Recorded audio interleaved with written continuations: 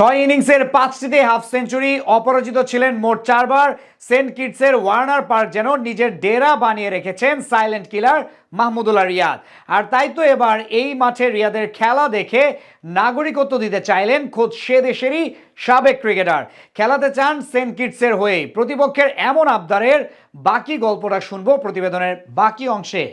ক্যারিয়ারের ক্লান্তি লগ্নে এসে রিয়াদকে নিজের দেশের নাগরিক করতে চান ওয়েস্ট ইন্ডিজের সাবেক তারকা ক্রিকেটার স্যামুয়েল বাদ্রি। সেন্ট কিটসের ওয়ার্নার পার্কে রিয়াদের অবিশ্বাস্য ব্যাটিং দেখে আর তর সামলাতে পারলেন না ক্যারিবিয়ানদের হয়ে বিশ্বকাপ জেতা এই ক্রিকেটার। করে বসলেন আবদার, যে কোনো মূল্যে সেন্ট কিটসের নাগরিকত্ব দিতে চান মাহমুদুল্লাহ রিয়াদকে। বৃহস্পতিবার ক্যারিবিয়ানদের বিপক্ষে ব্যাট হাতে অসাধারণ সময় পার করেছেন বাংলার ব্যাটাররা।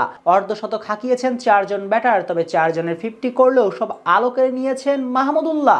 39 পেরানো রিয়াদ এখনো দেশের ক্রিকেটের অন্যতম সেরা ব্যাটার, সেটারই প্রমাণ করেছেন আরো একবার। তবে এদিন রিয়াদের ব্যাট হাতে জাদু দেখে তাকে সিটিজেনশিপ দেওয়ার চিন্তাও করে ফেলেছেন স্যামুয়েল বাদ্রি।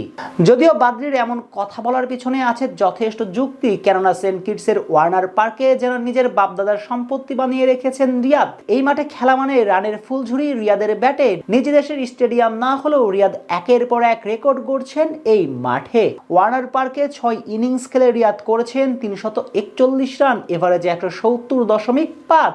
আউট হয়েছেন মাত্র 2 বার। এমন পরিসংখ্যান থাকলে সেই মাঠে কেন এমন ব্যাটারকে নিতে চাইবেন না কেউ? নিজ দেশে না হওয়া সত্ত্বেও ক্যারিবিয়ানদের এই মাঠে প্রায় বেশিরভাগ রেকর্ড আছে রিয়াদের নামে।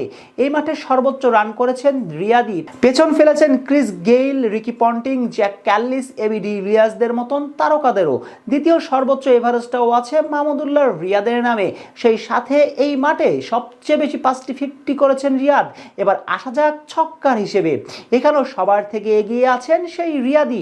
6 ইনিংসে রিয়াদের ছক্কা মেরেছেন 16টি।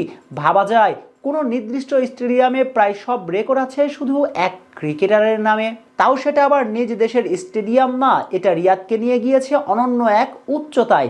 তাই তো এবার রিয়াদকে নিজ দেশের নাগরিকত্ব দিতে চান বাদ্রি, খেলাতে চান সেই মাঠেই, তবে বাংলাদেশের জার্সিতে না, ক্যারিবিয়ান জার্সিতে। ক্যারিয়ারের পরন্ত বেলায় এসে রোহিত কোহলিরা যেখানে দিনের পর দিন শিকার হচ্ছেন ট্রলের, সেখানে প্রতিপক্ষের সাবেক তারকা রিয়াদকে দিতে চাচ্ছেন নাগরিকত্ব। ব্যাট হাতে রিয়াদ যে এখনো যে কাউকে টিক্কা দিতে পারবে, এটাই যেন তারই প্রমাণ। এদিকে রিয়াদের অনবদ্য 63 বলে 84 রানের পাশাপাশি অর্ধশতক পেয়েছে আরো 3 টাইগার ক্রিকেটার। টপ অর্ডারে তানজিদ তামিম ও লিটন দাস ডাক খেয়ে বিদায় নিলেও দারুণ এক জুটিতে অর্ধশতক হাঁকান 2 ব্যাটার মেহেদী মিরাজ ও সৌম্য সরকার। সৌম্য বিদায় নেন 73 রানে, আর মিরাজের ব্যাট থেকে আসে 77 রান। আর শেষ দিকে রিয়াদকে সাথে নিয়ে ইনিংসের ঝড়ো সমাপ্তি দেন জাকের আলী অনিক, করেন 57 বলে 62 রান। আর তাতে বাংলাদেশের দাঁড় করায় 321 রানের বিশাল সংগ্রহ।